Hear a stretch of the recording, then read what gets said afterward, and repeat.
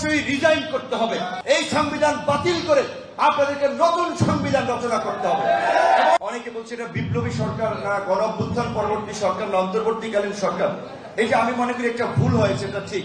প্রেসিডেন্টের কাছে শপথ নেওয়া, ওই যে ভাই ভালো বলতে পারবেন, চুপ্পু সাহেবের মতো একজন করাপ্টেড ব্যক্তি যিনি যদি প্রেসিডেন্ট হিসেবে আছেন, নৈতিকভাবে বিচ্যুত ব্যক্তি, তার কাছে শপথ নেওয়া এটি একটি ভুল পদক্ষেপ ছিল। এই সরকার বাংলাদেশের অভূতপূর্ব, সারা দেশে জনগণের ম্যান্ডেট নিয়ে তারা ক্ষমতা এসেছে। ছাত্ররা তো পরিষ্কারভাবেই বলেছিল যে ছাত্র জনতার রূপরেখা দেওয়া সরকার ছাড়া কোন সরকার তারা মানবে না। কাজী প্রশাসনিক সেটআপ বিভিন্ন পরিবর্তনের আগে প্রেসিডেন্টকে অবশ্যই রিজাইন করতে হবে, না হলে ঝুঁকি থাকবে। কাজে অন্তর্বর্তীকালীন সরকারকে বলবো, সমস্ত রাজনৈতিক দল মত নির্বিশেষে আপনাদের প্রতি যে সমর্থন দেখিয়েছে, আপনাদের কাছে যে সংস্কারের দাবি তুলেছে, সেই ক্ষেত্রে বর্তমান সংবিধান দিয়ে হবে না।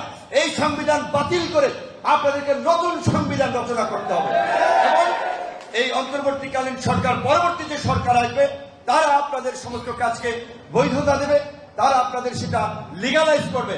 কিন্তু আপনাদেরকে অবশ্যই প্রেসিডেন্টকে অপসারণ করে ডক্টর ইউনূসকে প্রেসিডেন্টের দায়িত্ব নিতে হবে। পাশাপাশি আপনারা শুনেছেন নেতৃবৃন্দ বলেছে, ফ্যাসিস্ট শেখ হাসিনা এবং তার দোসরদের ষড়যন্ত্র থেমে যায়নি। সচিবদের কূপ, সামরিক বাহিনী অফিসারদের তৎপরতা, রাজনৈতিক তৎপরতা, দিল্লির তৎপরতা। একটা কথা অবশ্যই পরিষ্কারভাবে বলতে হবে, এই যে শাহবাগে যে সংখ্যালঘু সম্প্রদায়ের নামে কিছু লোকজনকে নামিয়ে দিয়েছিল, কারা নামিয়ে দিয়েছিল? দৈনিক কালবেলার সম্পাদক জনাব সন্তোষ শর্মা এবং এখানকার যে হিন্দু বৌদ্ধ খ্রিস্টান ঐক্য পরিষদ নামের যে সংগঠনের নেতা রানা দাশগুপ্ত। এরা কারা? স্পষ্টত এই দেশেরা ভারতীয় রয়ের স্বীকৃতি হয়েছেন, সবাই জানেন। কাজী এই রানা দাশগুপ্ত কিংবা সন্তোষ শর্মার মতো যারা স্বীকৃত রয়ের এজেন্ট আছে, দিল্লির দালাল আছে, তাদেরকে যদি আমরা বিচারের মুখোমুখি করতে না পারি, আমরা শান্তিতে থাকতে পারবো না। এইখানে সম্পদ লুট হয় নাই, কিছু হয় নাই। দু একটি ঘটনা ঘটেছে, সেটি হিন্দুদের কারণে নয়, হিন্দুর পরিচয় না, সংখ্যালঘুর পরিচয় না, আওয়ামী ফ্যাসিস্টের সহযোগী হিসেবে দু এক জায়গায় হয়তো দু একটি ঘটনা হয়েছে। কিন্তু আমরা এই ঘটনাগুলো চাই না। সবাই কাজ করছে। তারেক রহমান সাহেব এই পরপরই 5 তারিখের পরপরই আমার কাছে যতদূর জানা আছে সমস্ত রাজনৈতিক দলকে বলেছে, আপনারা সংখ্যালঘু সহ সবার নিরাপত্তা নিশ্চিতের জন্য আপনাদের নেতাকর্মীদেরকে কমিটি করে পাহারা দিতে পারেন। তাহলে তার মধ্যেও এই যে নাটকগুলো সাজাচ্ছে দিল্লির চলে না, দেশকে অস্থিতিশীল করার জন্য, এবং দিল্লির মিডিয়াগুলো কিভাবে মিথ্যা ফ্যাব্রিকেটেড নিউজ প্রকাশ করছে, এই আপনার গদির মিডিয়াগুলো। কাজী ষড়যন্ত্র থেমে নাই। সেই ক্ষেত্রে আমাদের অবশ্যই সতর্ক থাকতে হবে, সজাগ থাকতে হবে। এই যে কিছুদিন আগে ইসলামী ব্যাংকের বল লুটপাট করার জন্য আপনারা জানেন একজন ব্যক্তির পরিচয় এসেছে, রাজনৈতিক পরিচয়। এদের কারণে বিপ্লব ব্যর্থ হবে, এদের কারণে আমরা কলঙ্কিত হব, আমাদের দিকে আঙ্গুল তুলবে। অলরেডি অনেক বলা শুরু করছে কিন্তু যে ভাই এক দখলদারকে হটিয়ে কি হচ্ছে আমার দেশে, এরা কারা? কাজে এরা যদি রাজনৈতিক দলের হোক, এদের বিরুদ্ধে অবশ্যই ব্যবস্থা নিতে হবে। মনে রাখতে হবে, এখনই কিন্তু কোন রাজনৈতিক সরকার প্রতিষ্ঠা হয় নাই, অন্তর্বর্তীকালীন সরকার প্রতিষ্ঠা হয়েছে। তারা আমাদের ম্যান্ডেট নিয়ে কাজ করবে, আমাদের সহযোগিতা চেয়েছে, আমাদের সহযোগিতা আমরা করব।